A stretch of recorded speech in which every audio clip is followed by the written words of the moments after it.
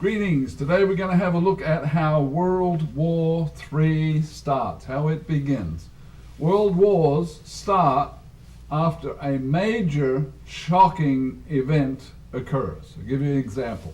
World War II got started when Germany invaded Poland, and the next day France and England declared war on Germany, and World War III was underway. World War II was underway. On December the 7th, 1941, another major shocking event occurred when Japan bombed Pearl Harbor, and the next day, America declared war on Japan. God has written down some details about World War III in the book of Daniel. We're not told what the first shocking event is, but we have details on how the war progresses after that shocking event. Daniel 11:40 starts, "At the time of the end." Now what does that mean? Just before the return of Jesus Christ to planet Earth. At the time of the end, the king of the south shall attack him, and the king of the north shall come against him like a whirlwind, powerful military exercise, with chariots and horsemen and many ships. And he shall enter the countries and overwhelm those countries and pass through. So he overwhelms and defeats the attackers. He's a pretty powerful king of the north. Now we're told that at the time of the end of mankind ruling over the nations, that's the end of man's rule, the beginning of Jesus Christ's rule, and Christ will return, become king over all the nations of the earth. So time of the end doesn't mean the destruction of earth. When in the white space between verse 40 and verse 41 comes a super shocking World War III starting event, and we don't know what it is. But that's okay, because we can tell what's going to happen as World War III gets going. Now I call this shocking event the Big Bang of World War III. Now the Big Bang starting World War II was when Germany invaded Poland. Boom! Then it got started, big time.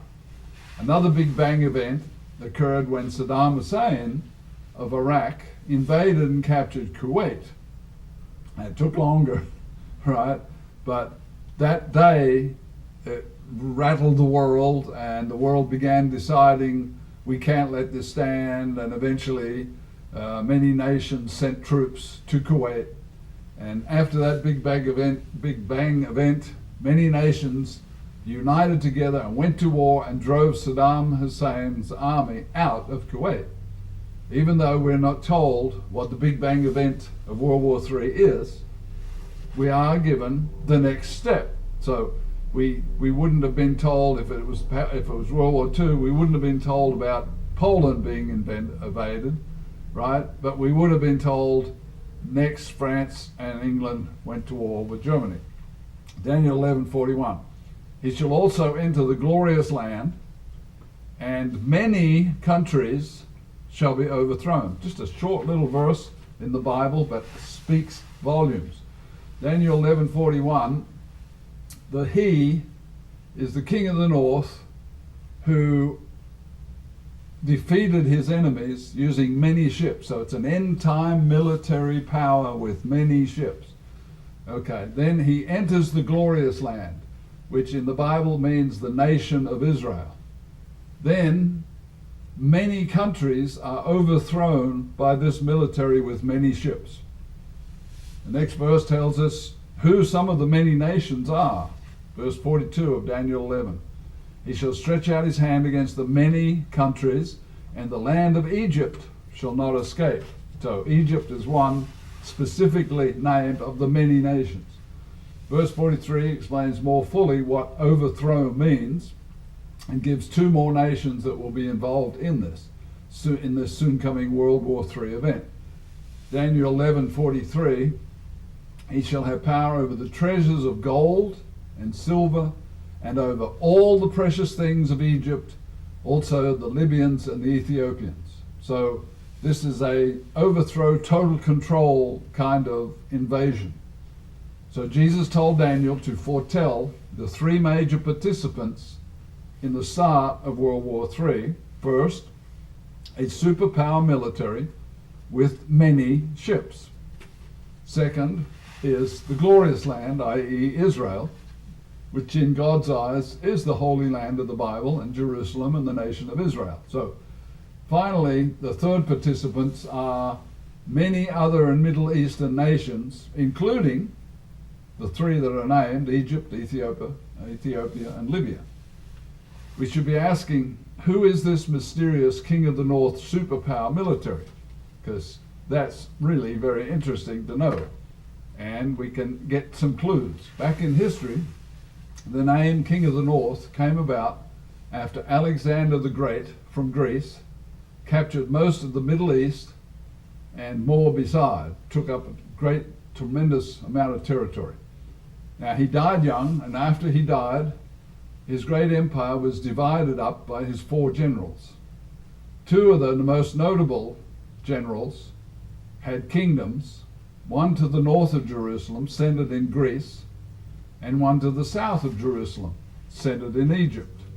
So, for as far as Jerusalem and Israel was concerned, the king of the north, after Alexander died, was that territory from Greece all the way across the north section, and from the south was the Egyptian Arab nations across south of Israel, south of Jerusalem.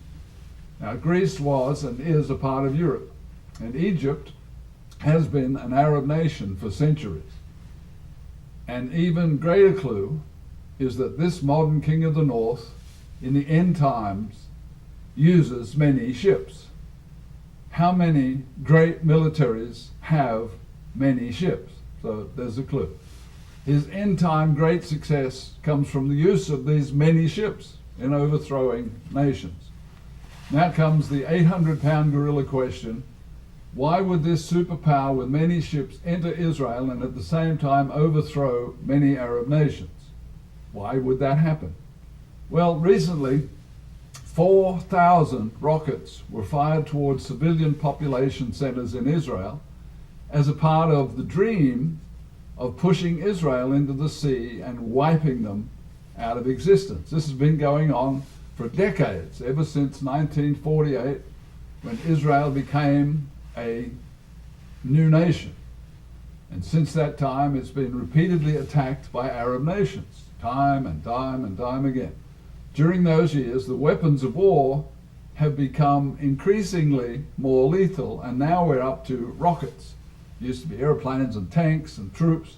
Now they're using rockets, and it's understood that there are 150,000. You've got to stop on that number a minute. 150,000 rockets already in the areas around Israel, ready to be fired at Israel at a future event. So could those 150,000 rockets be fired and that become the Big Bang event? Maybe, maybe not. We'll see. Daniel 11:41 says the superpower enters Israel. Well, up till this point, Israel has never allowed foreign troops on her soil. In Kuwait, in the Kuwait War, U.S. troops and others entered Kuwait to push Iraq invaders back out of Kuwait. So could that be the same kind of thing? It's very highly likely that a massive attack against Israel is coming soon. There was one with 4,000 rockets not very long ago. It will be the Big Bang starting event of World War III. Why is God giving us so much information about World War III? When Daniel's writings become daily headlines, and we all see it, it will be one more proof that God is in total control of the universe and the future history of mankind, and he will be giving clues of where all this is going. God wants to save people out of World War III and the following Great Tribulation. Possibly having seen this video showing future headlines, you will become a student of God's words and avoid the horrors of these coming wars. In any case, you've been provided with an opportunity to understand how World War III will begin.